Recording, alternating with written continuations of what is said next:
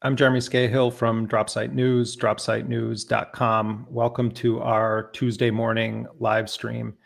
I'm speaking to you this morning in a state of great sorrow about Israel's assassination, murder of our colleague, the great, brave journalist Anas al-Sharif, and 5 other journalists in a strike on Sunday night. It was a direct hit on a tent that these journalists were living in on the grounds of Al-Shifa Hospital. And Anas al-Sharif may not be a household name in Western audiences, but in the Arabic language world, he was widely seen as the epic journalistic hero documenting the genocide of his own people for these past 22 months. The Israelis made clear that they intended to murder Anas al-Sharif because of his voice, because he was bearing witness, because his words and his images that he broadcast to the world resonated with people. And it's not that he was unknown in the Western world. People who are paying attention saw the footage, saw the reporting of Anas al-Sharif, and he refused to leave Gaza. He said that he was going to remain to document this genocide against his people. More than 200 of our Palestinian colleagues, by some estimates, 270 Palestinian media workers have been murdered by Israel in assassination strikes and other bombings since the genocidal war began. And it's not just Israel that should bear the responsibility for these criminal acts, these attacks against not only the individuals that they're killing, but against the institution of journalism, against the institution of truth-telling, but also the United States and other governments that arm Israel, that support Israel, that give it political backing and legal backing and diplomatic backing.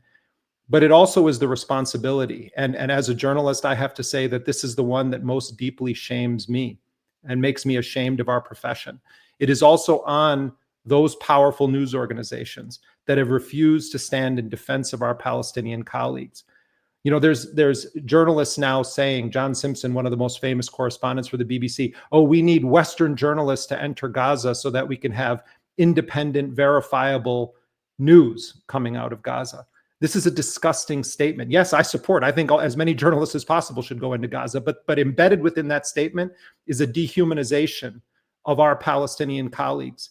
The response shouldn't be to say, well, I need a white man like John Simpson to parachute in, and then we're going to know what the truth is. The response from the beginning should have been that when Israel bans international journalists from going into Gaza, we lift up the voices of our Palestinian colleagues. We hire them. We enlist them to be reporters. We ask them if they also would be willing to report in English, in Western media, to document the genocide that they and their families and their country fellows are enduring. But it's deeper than that also. This is possible because of a dehumanization campaign against not just Palestinian reporters. They say, oh, he was Hamas, oh, he was Palestinian Islamic Jihad. The pyramid of lies that Israel has built to justify the murder not only of journalists, but of Palestinian children are a disgrace, and they have been parroted by so many Western media outlets. And we're going to get into all of this in a few moments. But before we do, I want to just read to all of you, and some of you may have seen this, but I want to read to you the last will and testament that Anas al-Sharif wrote. He wrote it in April of this year, and he knew he was going to be killed. He called on other journalists around the world to stand up for the Palestinian journalists who were being systematically hunted and murdered by Israel. Our correspondent, Hossam Shabbat, was also assassinated in a targeted strike using a munition dropped from a quadcopter that severed his body in half as he had gotten out of his car to go and try to interview forcibly displaced Palestinians. Another brave hero who should go down in history as one of the best journalists of this time. They put us, all of these Palestinian journalists, put Western media to shame with their bravery, with their tenacity, with their integrity. At Dropsite News, we stand with all of the martyred journalists. We view them as our colleagues, and their names and their legacy should forever be remembered. But this is the last will and testament of Anas al-Sharif. He said, "This is my will and final message. If these words reach you, know that Israel has succeeded in killing me and silencing my voice. First, peace be upon you and Allah's mercy and blessings. Allah knows I gave every effort and all my strength to be a support and a voice for my people ever since I opened my eyes to life in the alleys and streets of the Jabalia refugee camp. My hope was that Allah would extend my life so I could return with my family and loved ones to our original town of occupied Ascalon, Al-Majdal. But Allah's will came first and his decree is final. I have lived through pain in all its details, tasted suffering and loss many times, yet I never once hesitated to convey the truth as it is, without distortion or falsification, so that Allah may bear witness against those who stayed silent, those who accepted our killing, those who choked our breath and whose hearts were unmoved by the scattered remains of our children and women, doing nothing to stop the massacre that our people have faced for more than a year and a half. I entrust you with Palestine, the jewel in the crown of the Muslim world, the heartbeat of every free person in this world.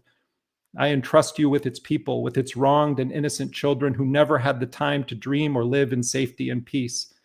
Their pure bodies were crushed under thousands of tons of Israeli bombs and missiles, torn apart and scattered across the walls. I urge you not to let chains silence you, nor borders restrain you. Be bridges toward the liberation of the land and its people, until the sun of dignity and freedom rises over our stolen homeland. I entrust you to take care of my family. I entrust you with my beloved daughter, Sham, the light of my eyes, whom I never got the chance to watch grow up as I had dreamed. I entrust you with my dear son, Salah, whom I had wished to support and accompany through life until he grew strong enough to carry my burden and continue the mission. I entrust you with my beloved mother, whose blessed prayers brought me to where I am, whose supplications were my fortress, and whose light guided my path. I pray that Allah grants her strength and rewards her on my behalf with the best of rewards. I also entrust you with my lifelong companion, my beloved wife, Salah Bayan, from whom the war separated me for many long days and months, yet she remained faithful to our bond, steadfast as the trunk of an olive tree that does not bend, patient, trusting in Allah, and carrying the responsibility in my absence with all her strength and faith. I urge you to stand by them, to be their support after Allah Almighty. If I die steadfast upon my principles. I testify before Allah that I am content with his decree, certain of meeting him, and assured that what is with Allah is better and everlasting. O Allah, accept me among the martyrs, forgive my past and future sins, and make my blood a light that illuminates the path of freedom for my people and my family. Forgive me if I have fallen short, and pray for me with mercy, for I kept my promise and never changed or betrayed it. Do not forget Gaza, and do not forget me in your sincere prayers for forgiveness and acceptance. Honest Jamal al-Sharif. Those are the final words of our colleague, Anas al-Sharif, who was murdered on Sunday night in an Israeli assassination strike on a tent. That strike also wiped out the entirety of Al Jazeera Arabic's journalism team in Gaza City. And it's coming as Israel is threatening a full siege of Gaza City as part of Netanyahu's plan to fully occupy the Gaza Strip and expel the Palestinians. We have a lot to discuss, and in a moment we're going to be joined by our friend and colleague from Al Jazeera English, Laila Al-Arian. But first, I want to bring on my Dropsite News colleague and our Middle East editor, Abdel Kouddous. Sharif, you did a number of stories where we interviewed Anas al-Sharif. We published, for more than a year, we've published his warnings that Israel was going to kill him and his descriptions of what it was like. First of all, share your reaction to this assassination, but also the details of this strike that Israel conducted that assassinated Anas and 5 other journalists. Well, it was news that was very difficult to absorb and comprehend.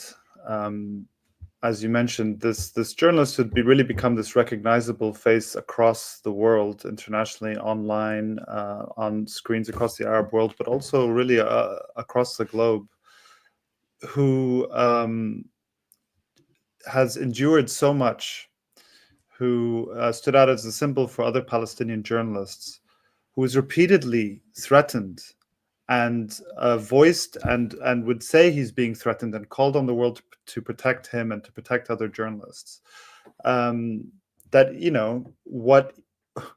what he expected to happen happened, because the world didn't protect him. You just read this letter. These are 20-year-olds, journalists in their 20s, writing letters knowing that they most probably will be killed. What kind of world are we living in where this is the case, and then their words are read out? When we spoke to him back in September, one of the questions was, why do you keep doing this, despite the threats, despite the difficulties? And of course, they're enduring all the horror of the genocide that they're covering as well. And he said, maybe the world won't act, maybe the world won't help us, but there might be a motive to stop this war. Every time I document a massacre or event or bombing, I think that maybe through this bombing or this image, that the war could stop and the war would end. This has driven us to continue in our coverage to our last breath. And he did that to his last breath. And as soon as news broke of his killing, and let's remember, the Israelis assassinated him, bragged about it afterwards openly. They are able to do this because there has been zero consequences for the over 238 journalists who have been killed so far, a record number. And they massacred 6 journalists in that single strike, and their names are important. There's Anas al-Sharif and 4 others from Jazeera: Mohammed Qareka, Ibrahim Zahir, Mu'min Alawa, Mohammed Nufal, and one from the media outlet Sahat, Mohammed al-Khaladi. All of those voices have been silenced. They were killed. And as soon as this happened, I contacted the journalists that we work with very closely now in Gaza City, and Laila has worked with as well, at Fault Lines, Abdel Sabah, who is an incredible journalist who's very close to Anas al-Sharif. He was close to Hossam Shabat. He was close to Ismail al-Ghul, all these journalists who have been killed. He said he had been with Anas just 2 days before, helping him to set up a live shot, speaking with him. And as Israel's preparing to invade Gaza City, as the threats were ramping up against not just Anas, Abdel Qadir said the threats are coming in to all of them.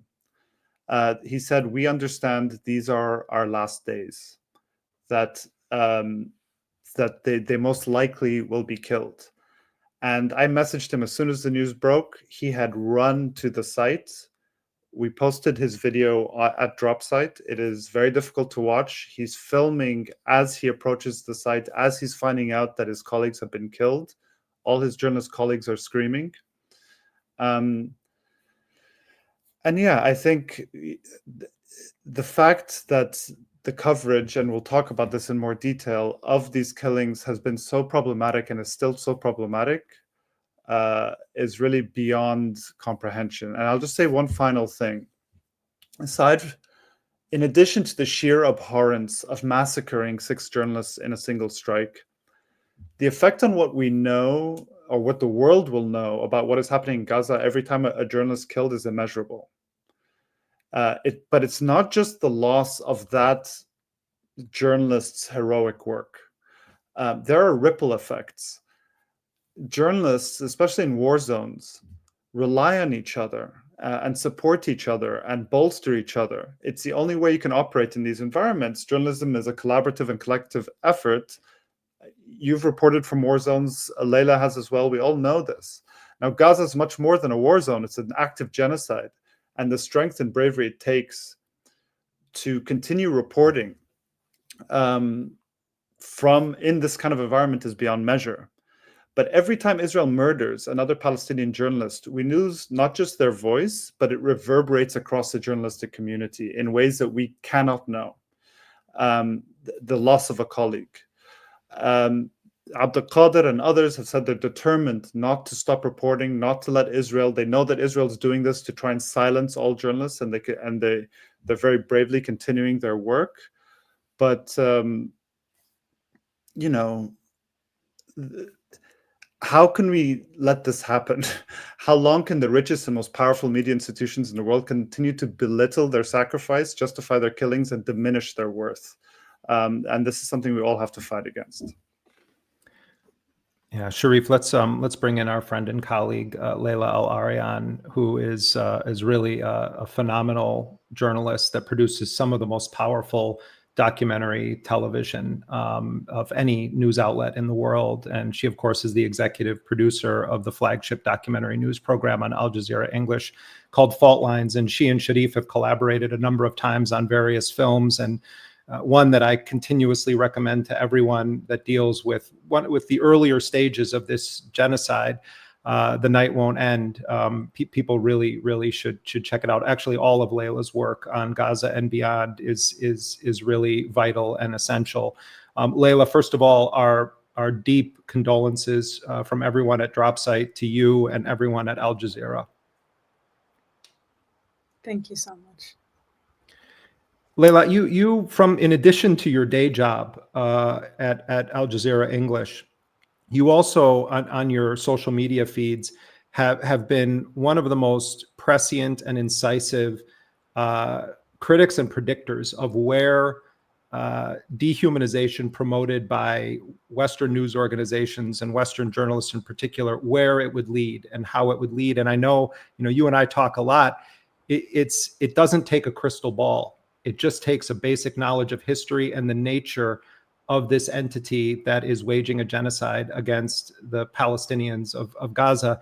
It's not predicting the future. It's knowing what happens when Israel is allowed by the United States to do whatever it wants.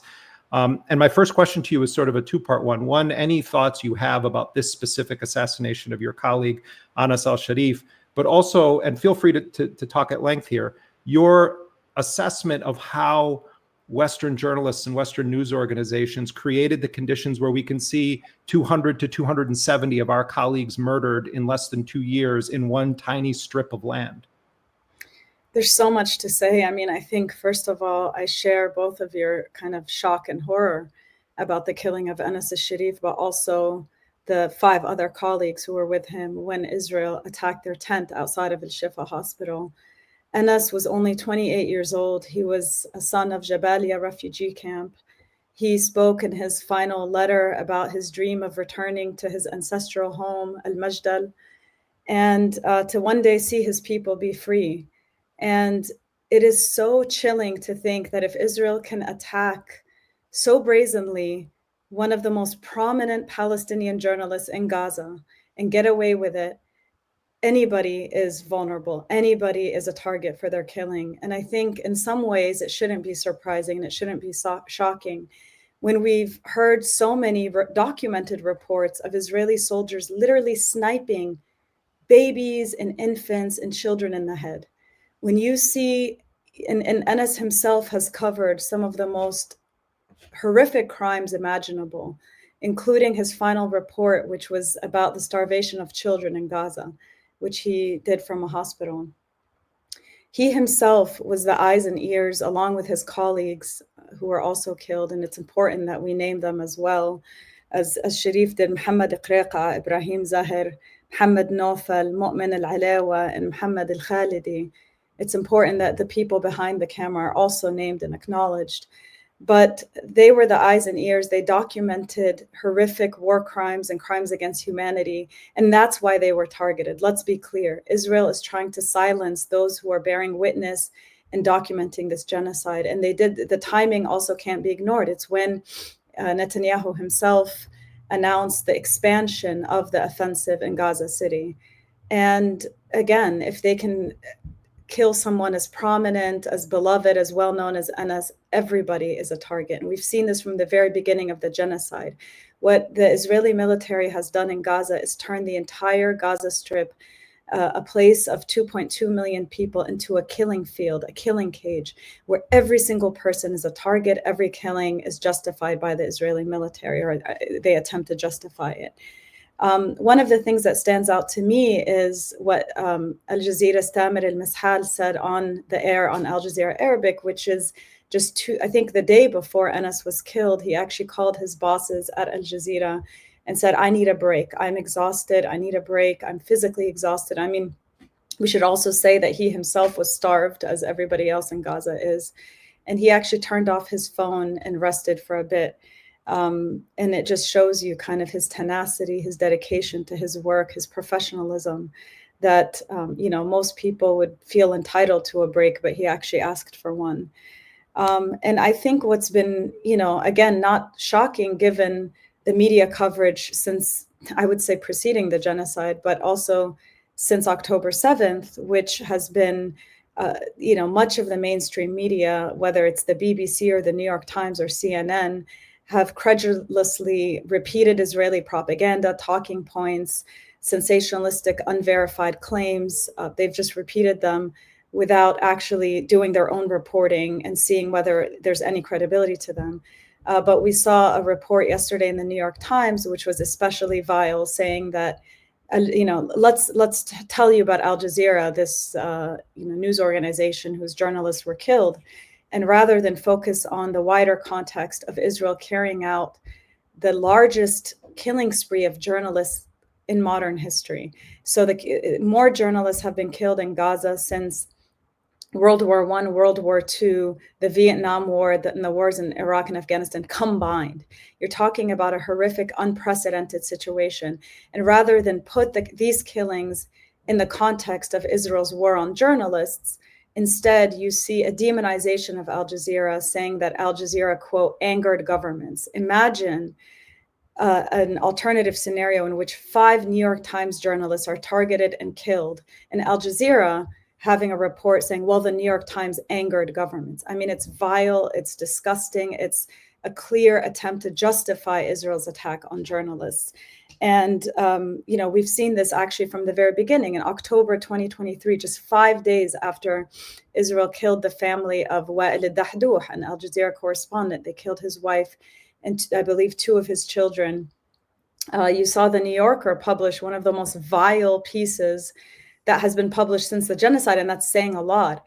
And essentially what this piece did was try to paint Arabic language media, but particularly Al Jazeera, as propaganda, as echoing the language that Hamas uses.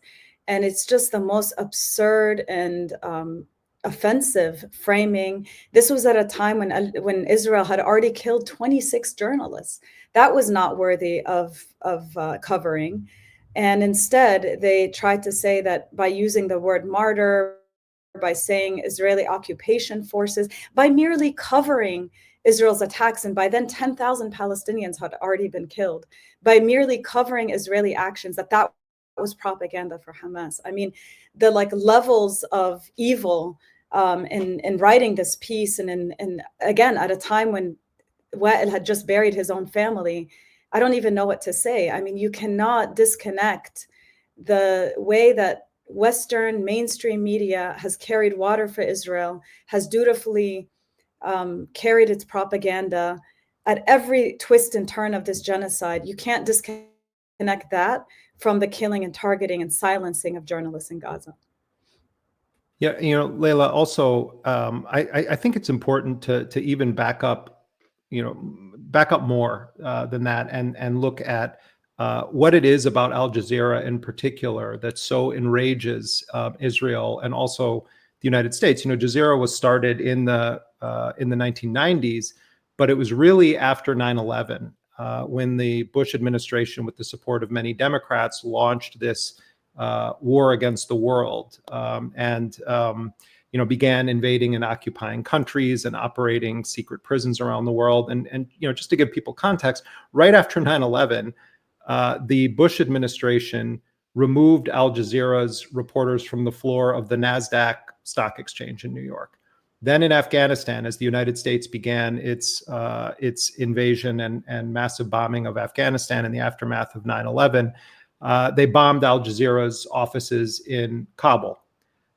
When the United States invaded Iraq, a month into the invasion, actually just a couple of weeks into the invasion, they did a direct hit on Al Jazeera's offices in Baghdad and killed Tariq Ayoub, who also was Palestinian, and the correspondent for Al Jazeera in Baghdad. They then bombed the Sheraton Hotel in Basra, Iraq, where Al Jazeera were the only people staying in the hotel.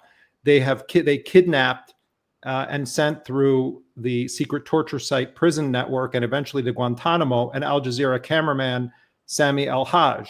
They tried to assassinate and quite publicly stated that they were going to do it, Ahmed Mansour, who was the only reporter inside of the city of Fallujah in Iraq as the United States was laying siege to it. And he was an Al Jazeera reporter. And it goes on from there. The United States also has repeatedly militarily targeted Al Jazeera and its journalists and helped to lay the groundwork for now this total normalization of assassinating journalists and making completely outlandish claims about how they're actually combatants and they're not journalists. Of all the things you can say about Hossam Shabat or Anas al-Sharif, top of the list would be the camera was always on. You know, I mean, the idea that Palestinians have to prove the absence, you know, is a huge part of the problem. Everyone knows who Anas al-Sharif is because he literally was always on TV. And they make these wild claims against him. And then you have the largest newspaper in Germany, Bild, putting Anas al-Sharif there in a prominent way and saying that he was a terrorist posing as a journalist and Israel took out a terrorist. The New York Times coverage that you're citing doesn't go as far and as blatant as what the German media is doing right now, but the message is ultimately the same. The whole framing of that piece, I think we should say, I mean, this was a piece written by Ephrat Livni in the New York Times, and the title of it was "What to Know About Al Jazeera, the Broadcaster Targeted by Israel." Al Jazeera, 5 of whose reporters the broadcaster said were killed by an Israeli strike, has angered governments across the region that claim it gives voice to terrorists. The outlet denies it. That framing, and we could read more of the article, but I won't do it right now. That framing is intended to say, this is really true, but let the authoritative voice kind of walk you through it. And I mean, to dignify Israel's claims about these journalists is so reprehensible and disgusting that it makes the New York Times a party to establishing the conditions, both before and after the fact, that lead to our Palestinian colleagues being murdered.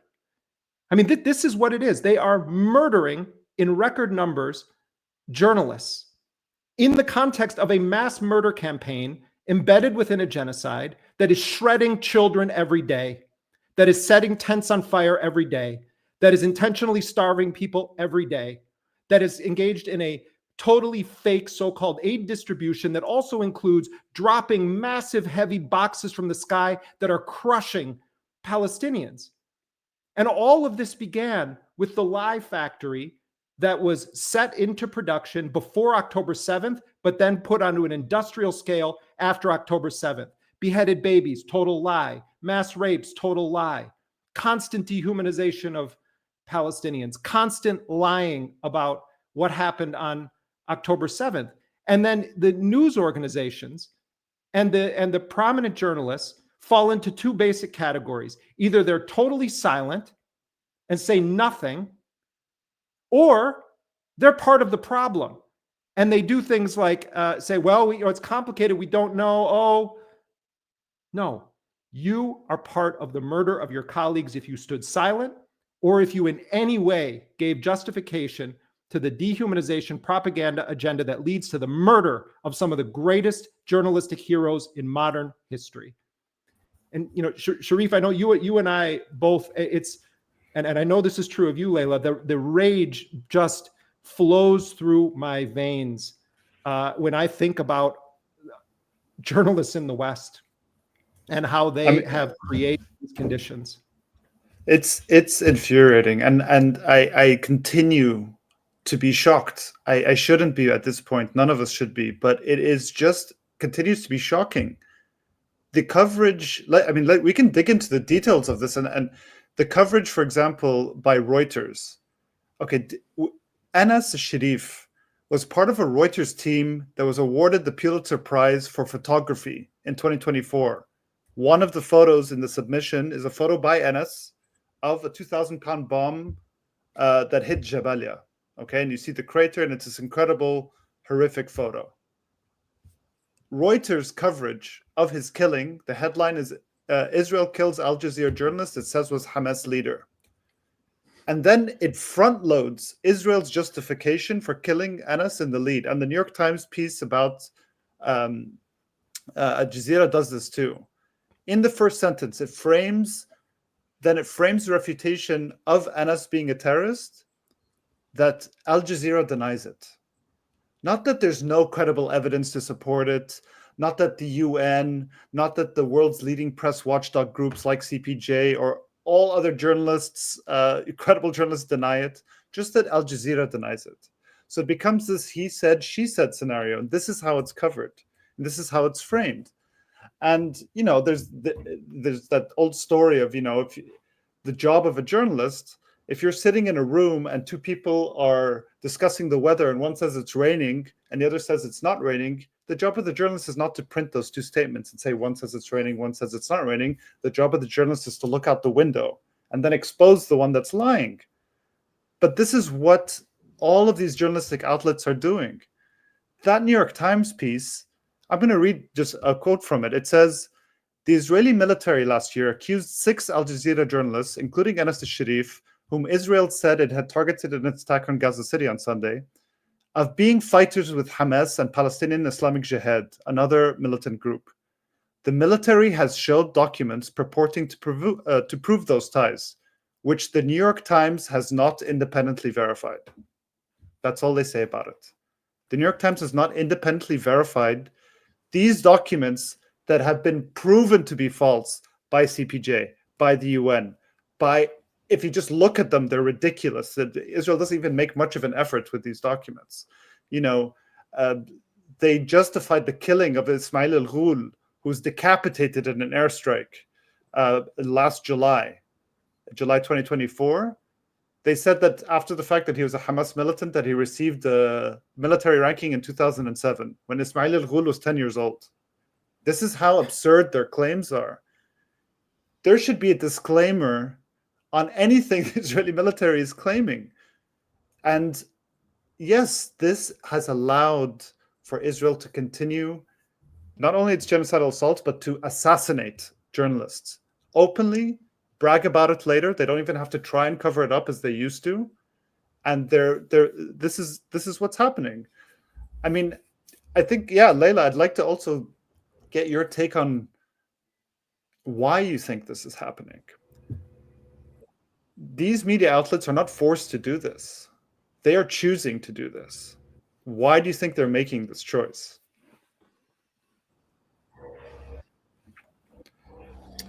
I mean, I think there's two categories of people. I think there's people in these mainstream media newsrooms who are simply terrified, and they know that this is the one issue that they will get, overruled on from their editors, from management. I think in a lot of these newsrooms, actually, there's journalists of conscience who want to do better, who know that their newsrooms are fumbling the story, not just fumbling, but actively complicit in demonizing Palestinians as well, to include journalists, their own colleagues.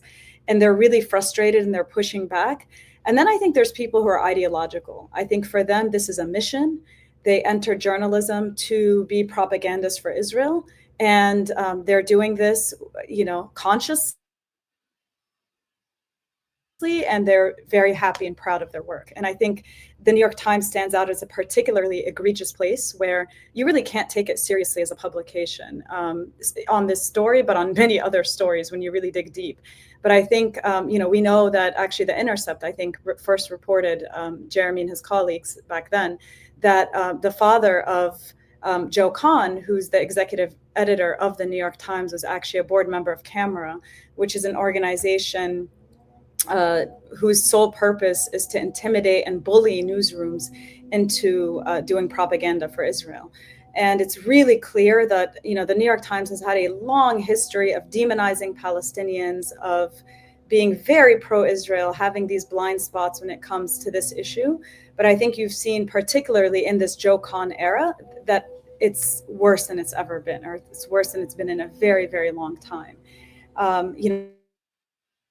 The example that you just noted, but also I believe Ephrat Livni, the Israeli writer who wrote this piece on Al Jazeera, in a live blog previously referred to the West Bank as Judea and Samaria, which is a very right-wing Israeli position that actually, shows that she believes that Israelis have a claim to all Palestinian land.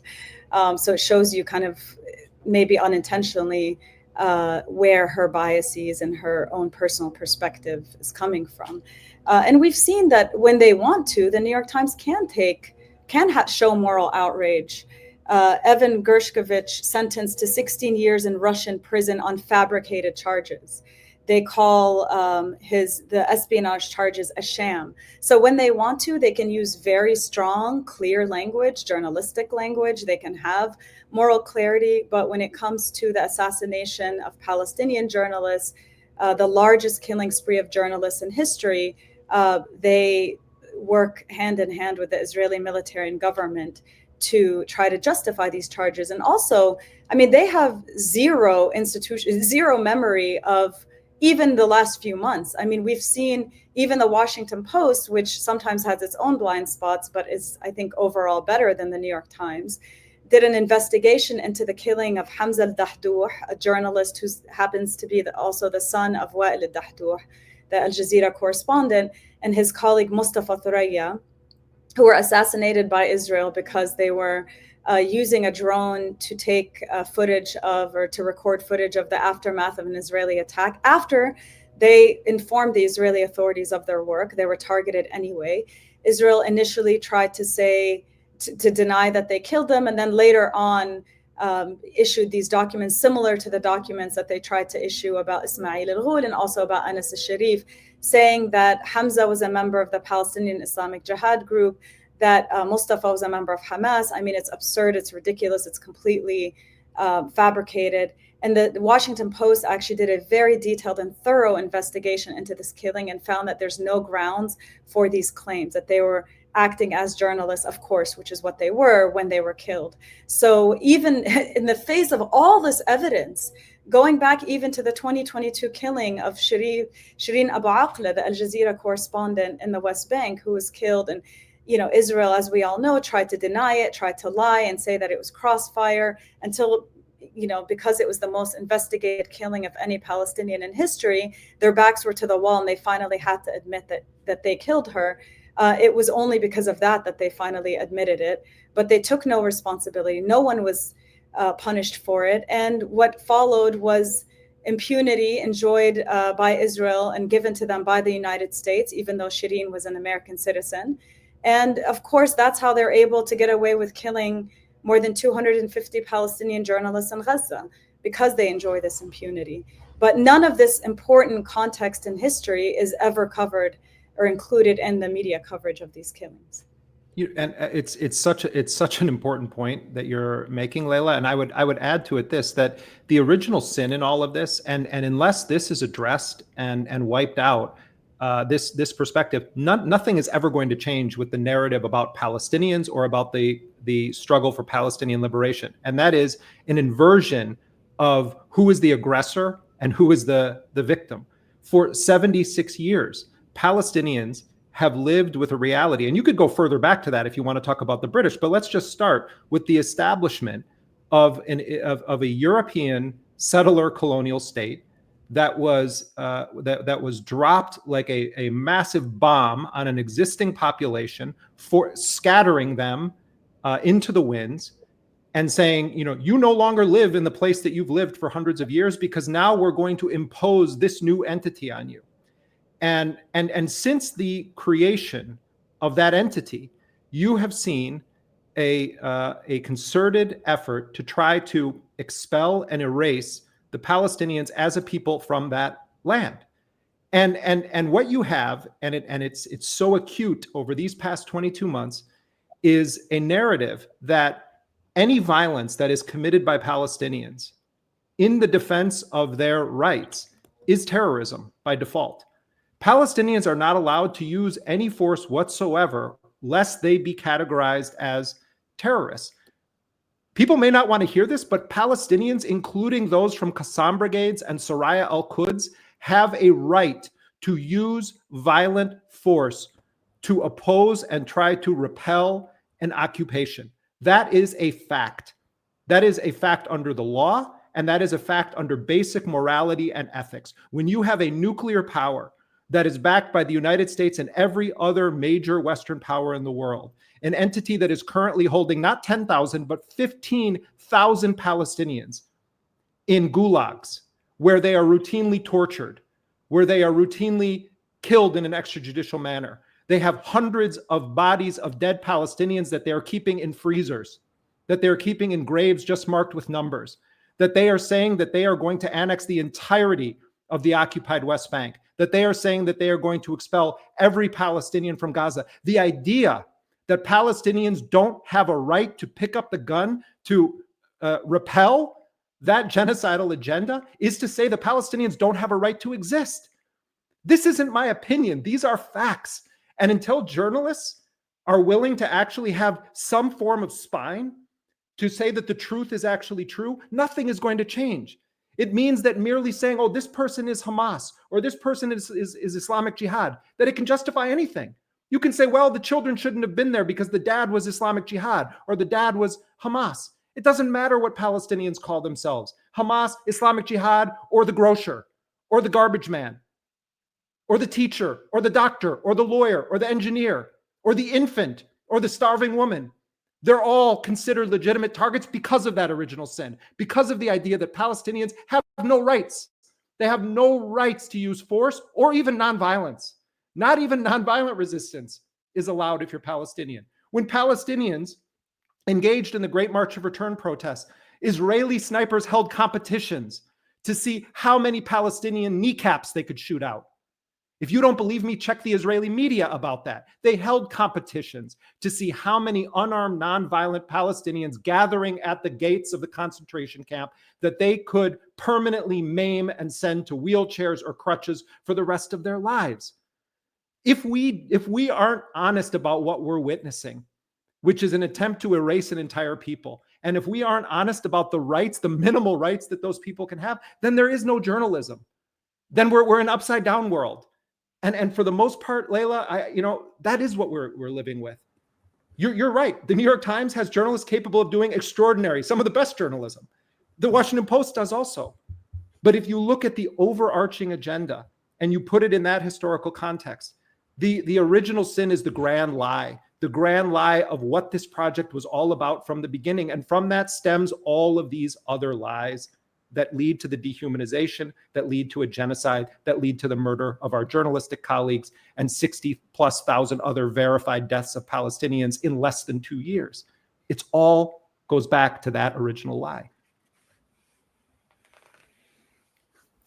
I think also, yes, what you're saying is very true. And when we think about journalism and we think about Palestine, I think these two things are so intimately intertwined in the way we think about power. If we think about Israel as the most naked form of imperialist capitalist power, of colonial power, of like the future that awaits all of us with its algorithms and its walls and its killings and its apartheid, future awaits all of us if it's not resisted. And thinking of Palestine as the thing that has not been defeated yet and still exists, then journalism and the coverage of that reflects this, right? Journalism that promotes these types of things or covers Palestine, it gives Palestinians voices, is this form of resistance. And what I think we're seeing happen since the genocide began is it's become laid so bare. People keep talking about how the post-World War II international order is falling apart because it's, the gloves have always been off by Western powers, but now kind of the mask is off too. But it's really affecting also how people view the media in a very different way. There's always been skepticism of these media institutions, but there are literally like protests in front of the New York Times almost every week now. We all have friends who work at legacy media institutions who are great journalists, who try and change it from within, and I think really do make an effort, and they do make a difference at these institutions, and sometimes they do get exemplary coverage in these important journalistic outlets, and I think we all applaud them for that. But I think we've reached a point where the editorial position on an institutional level of these media outlets is so corrupt and is so nakedly in service of power and establishment orthodoxy that we have to reject them on principle. there's a book by Omar al-Ad, who worked himself as a journalist for many years. It's called One Day Everyone Will Have Always Been Against This. And he elucidates this point. He says, it's an admirable thing in a politics possessed of a moral floor to believe one can change the system from the inside, that with enough respectful prodding, the establishment can be made to bend like that famous arc toward justice. But when after decades of such thinking, decades of respectful prodding, the condition one arrives at is reticent acceptance of genocide, is it not at least worth considering that you are not changing the system nearly as much as the system is changing you? And I think that's so telling about when we think of journalism, that, you know, this system as the media exists in this country, I don't think anymore, I used to, I don't think anymore can be reformed. It needs to be dismantled and replaced because of what's happened. Yeah, so I don't know what you think the solution is, what you guys think the solution is, or how we can confront this, because it has to be confronted because it is enabling this murder to continue, not just of journalists, but the entire project of Zionism and genocide to continue. I mean, I think you've seen an exodus. It's been very quiet of Arab and Muslim and, you know, people of conscience, reporters from many of these newsrooms, especially those with the most egregious records and most horrifying role in this genocide. And in terms of manufacturing consent and trying to build consensus for supporting the genocide. I remember I've been thinking a lot about this just the last day or so. At the beginning of the genocide, I was speaking with a reporter in one of these mainstream newsrooms. And I said, you know, I noticed that you all use very emotive language when it comes to October 7th, but not when it comes to what's happening in Gaza. You see a very stark difference in terms of language. So with October 7th, you know, brutal, barbaric, savage massacre, they use the word massacre a lot. And her response was, well, October 7th was hand-to-hand killing, and that's why we use the word massacre, but in Gaza, it's killing from the air. And of course, that's absurd and on many levels.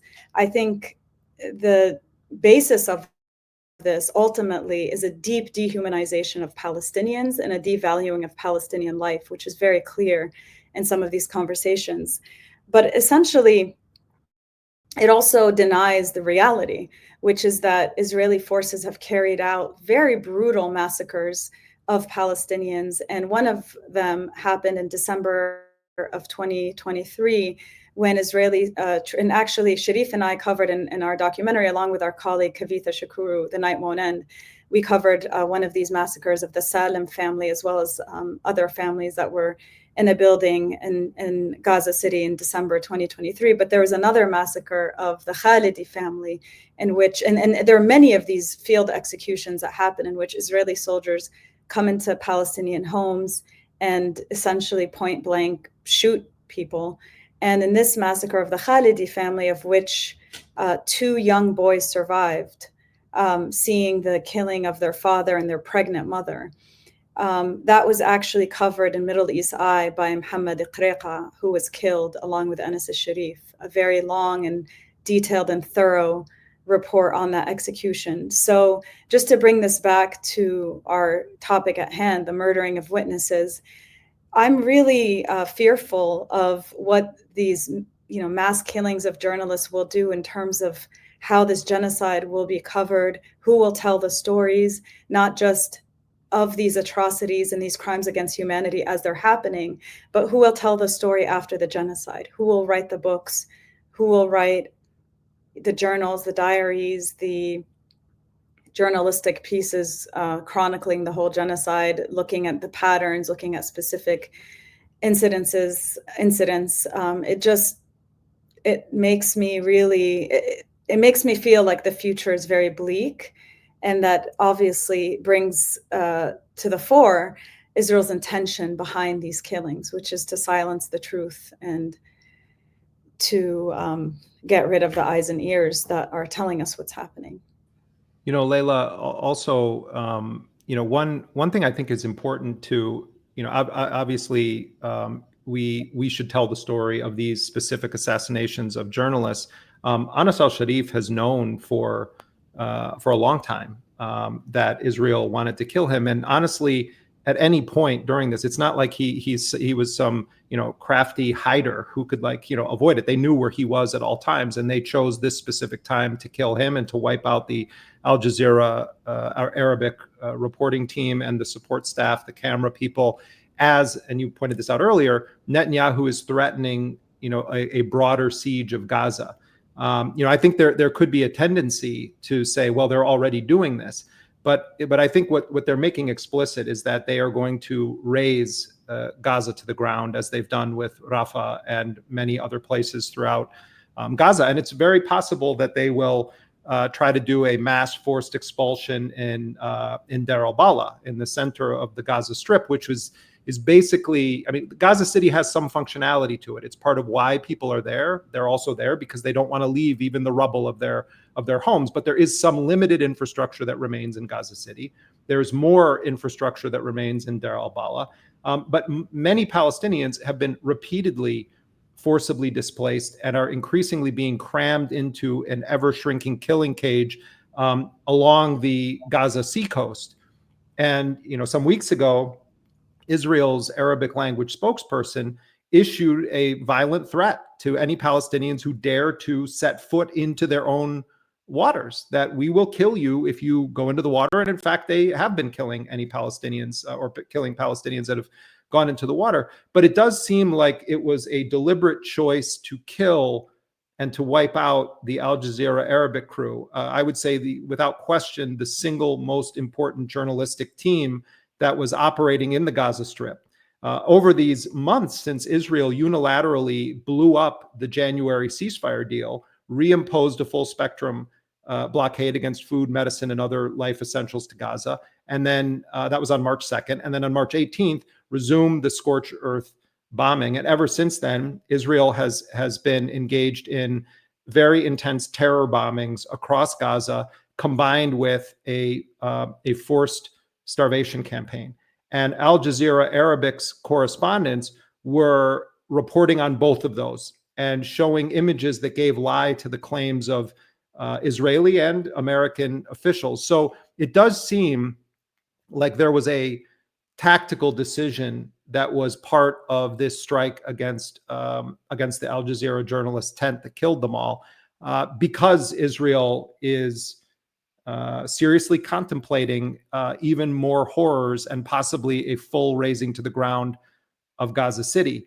And Laila, I hope you don't mind me sharing, but when you and I were talking in the immediate aftermath of learning that Anas and our colleagues had all been killed, and we talked about this issue of, I think both you and I felt like if there was someone who would have been in an incredible position to tell the story of this genocide, it would have been Anas al-Sharif. And so many Palestinians I talked to and others said they all thought he would be the one that could survive, that it just seemed unthinkable that he would be killed, even though he told us all that they were going to kill him. But you also said they don't want anyone left to tell the story anyway, that it's not even just about journalists or about the witnesses in this sense, that it does seem like the agenda is just to murder them all. Mm-hmm. Your family has lost more than 200 people. We have to remember that when we're speaking to you. You are a Palestinian, Laila.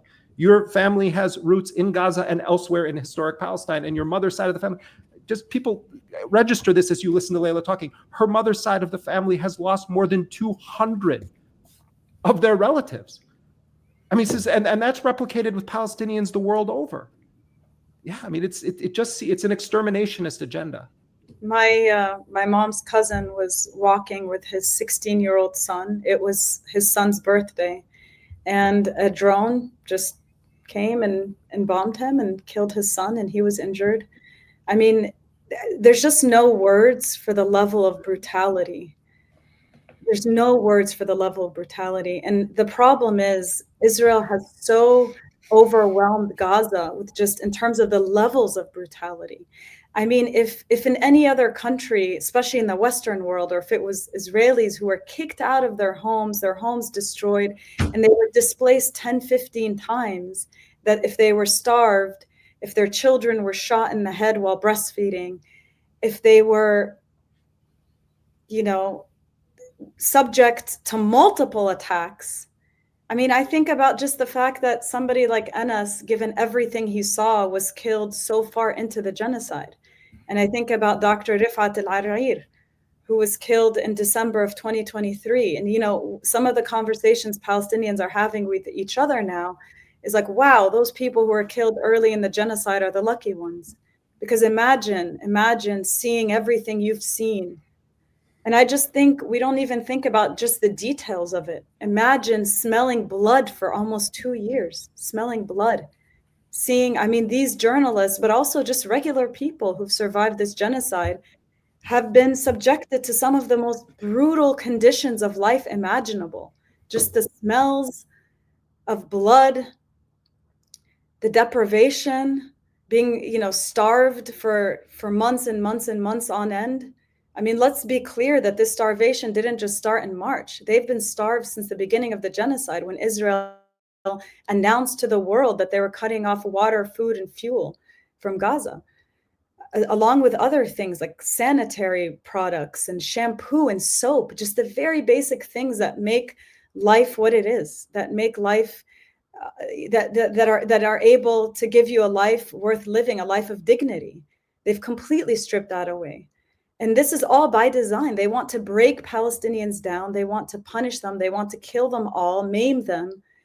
And I think, again, they've so overwhelmed Gaza and Palestinians with their brutality that I think if you actually break it down and look at the individual levels of brutality and barbarism, it's you know, overwhelming. And I think it's up to us to keep talking about it. As Anas told us in his final letter, we have to keep talking about Gaza. We can't stop talking about it. It's our moral duty, and it's the moral issue of our time.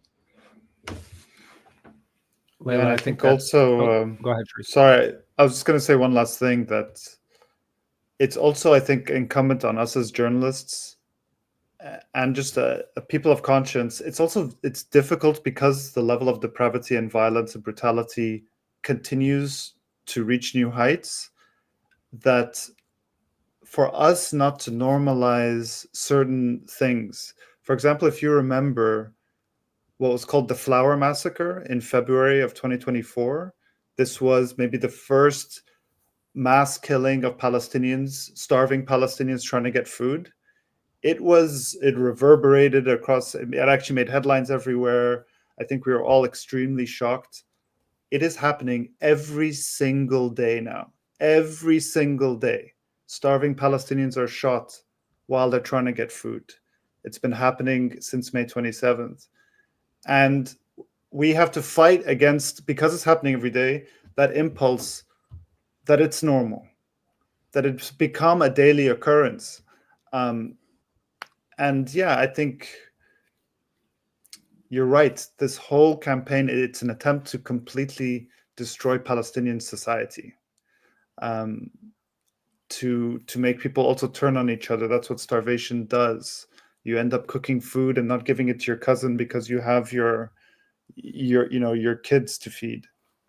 This is part of this design, and it's happening before our eyes, and we're watching children die every day and adults die every day of starvation. So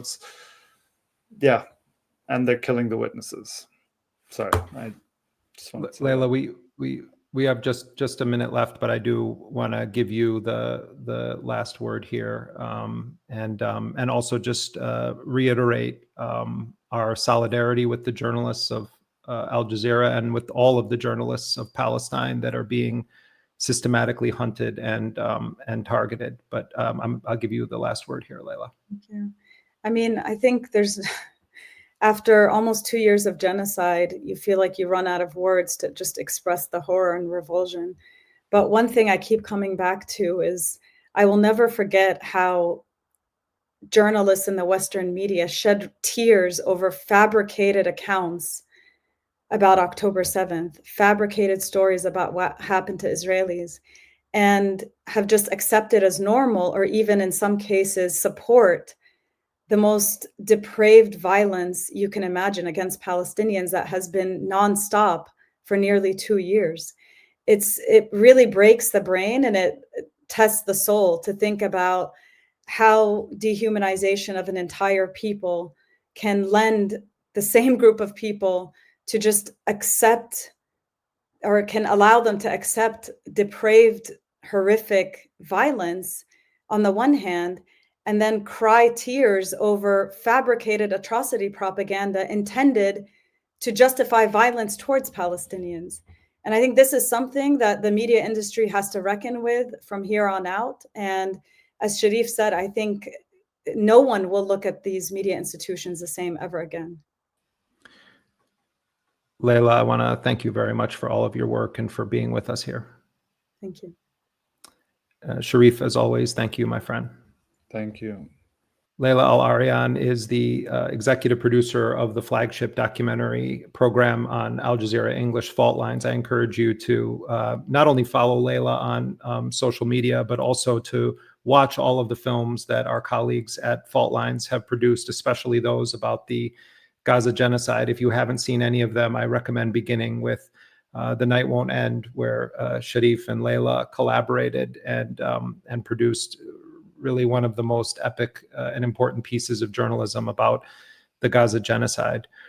If you want to support our work at Dropsite News, you can do it by going to dropsitenews.com and subscribing. We don't have a paywall. We have a pledge not to put a paywall in, but if you do become a paid subscriber, it's how we fuel our journalism. You can also spread the word about Dropsite News. Let your friends, your family, even your foes know about our work. On behalf of everyone at Dropsite News, I want to thank you very much for joining us. And again, we stand in solidarity with our murdered, assassinated Palestinian colleagues. Rest in peace to Anas al-Sharif, Hossam Shabat, and the more than 240 Palestinian journalists, media workers that have been murdered by Israel. Until next time, I'm Jeremy Scahill. Thank you for being with us.